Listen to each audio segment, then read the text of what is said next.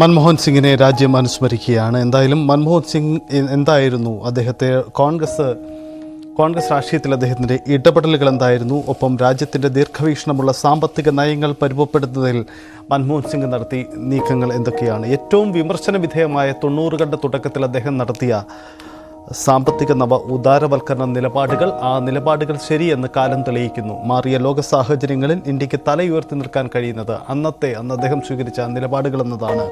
രാഷ്ട്രീയക്കാരൻ എന്നതിനപ്പുറം ദീർഘദർശിയായ ഒരു സാമ്പത്തിക വിദഗ്ധൻ എന്ന മെയ്വഴക്കം കൂടി അദ്ദേഹം പ്രകടിപ്പിച്ചിരുന്നു എന്നുകൂടി ശ്രദ്ധേയമാണ്. ഒരു ടെക്നോക്രാറ്റിൽ നിന്നും രാഷ്ട്രീയക്കാരനിലേക്കുള്ള പരകായ പ്രവേശമായിരുന്നില്ല മൻമോഹൻ സിംഗിൻ്റേത്. ജീവിതം പഠിപ്പിച്ച ലാളിത്യം കൊണ്ട് മൻമോഹൻ എക്കാലവും നേതാക്കൾക്കിടയിൽ വ്യത്യസ്തനായിരുന്നു. കറകളഞ്ഞ രാഷ്ട്രീയ നേതാവിനപ്പുറം ലോകം കണ്ട മികച്ച സാമ്പത്തിക വിദഗ്ധൻ എന്ന വിശേഷണമാണ് മൻമോഹൻ സിംഗിന് ചേരുക. This budget represents a contribution to the successful implementation of this great national enterprise of building an India free from the fear of war, want and exploitation, an India worthy of the dreams of the founding fathers of our republic.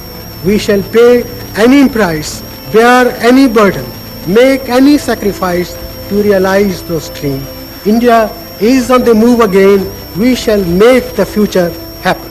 1991 ധനമന്ത്രിയായി സത്യപ്രതിജ്ഞ ചെയ്ത് ഒരു മാസത്തിനകം ആദ്യ budget അവതരിപ്പിച്ച doctor Manmohan സിംഗിന്റേതാണ് ഈ വാക്കുകൾ.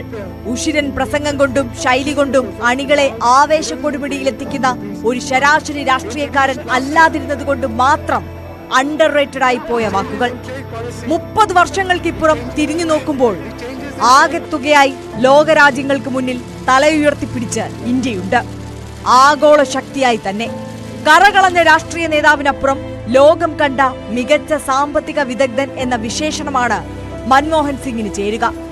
Indian സാമ്പത്തിക മേഖലയുടെ ഗതി തന്നെ മാറ്റിമറിച്ച മിതഭാഷിയായ ആ മണി മാൻ.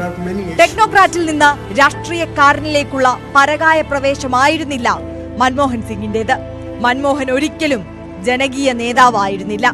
പ്രധാനമന്ത്രിയായപ്പോൾ പോലും രാഷ്ട്രീയ നേതാവിനപ്പുറം മൻമോഹനിലെ ഇക്കണോമിസ്റ്റ് ഒരു പടി മുന്നിൽ നിന്നു. വിട്ടുവീഴ്ചയില്ലാത്ത സാമ്പത്തിക വിദഗ്ധനിൽ നിന്ന് ഒത്തുതീർപ്പിലെത്തുന്ന രാഷ്ട്രീയക്കാരനിലേക്കുള്ള ദൂരം മൻമോഹനെ സംബന്ധിച്ച് അത്ര ചെറുതുമായിരിക്കില്ല. നരസിംഹറാവുവിനൊപ്പം ഉണ്ടായിരുന്ന 90കളിലായിരിക്കണം മൻമോഹൻ സിംഗിലെ രാഷ്ട്രീയക്കാരനെയും സാമ്പത്തിക വിദഗ്ധനെയും സംയോജിപ്പിച്ചത്. അമിതാഹ്ലാദമോ അതിഗംഭീര പ്രസംഗങ്ങളോ ഇല്ലാതെ ജീവിതം പഠിപ്പിച്ച ലാളിത്യം കൊണ്ട് മൻമോഹൻ എല്ലാ കാലവും നേതാക്കൾക്കിടയിൽ വ്യത്യസ്തനായി. കോൺഗ്രസ് ഗ്രൂപ്പ് പോരുകളിലും സഖ്യകക്ഷി പടലപ്പിണക്കങ്ങളിൽ നിന്നും അകലം പാലിക്കാൻ മൻമോഹൻ സിംഗ് എന്നും ശ്രദ്ധിച്ചിട്ടുണ്ട്. സോണിയാഗാന്ധി, നരസിംഹറാവു തുടങ്ങിയ സുപ്രധാന നേതാക്കളോടെല്ലാം അടുപ്പമുണ്ടായിരുന്നപ്പോഴും വ്യക്തിപരമായി മൻമോഹൻ സിംഗ് എപ്പോഴും അകലം പാലിച്ചു. രാജ്യ വളർച്ചയ്ക്കായി സാമ്പത്തിക പരിഷ്കരണങ്ങൾ നടപ്പാക്കുന്നത്ര എളുപ്പത്തിൽ അദ്ദേഹത്തിന് രാഷ്ട്രീയം വഴങ്ങിയിരുന്നില്ല. പ്രധാനമന്ത്രിയായപ്പോഴും അദ്ദേഹം രാഷ്ട്രീയത്തിൽ പരാജയപ്പെട്ടുകൊണ്ടേയിരുന്നു.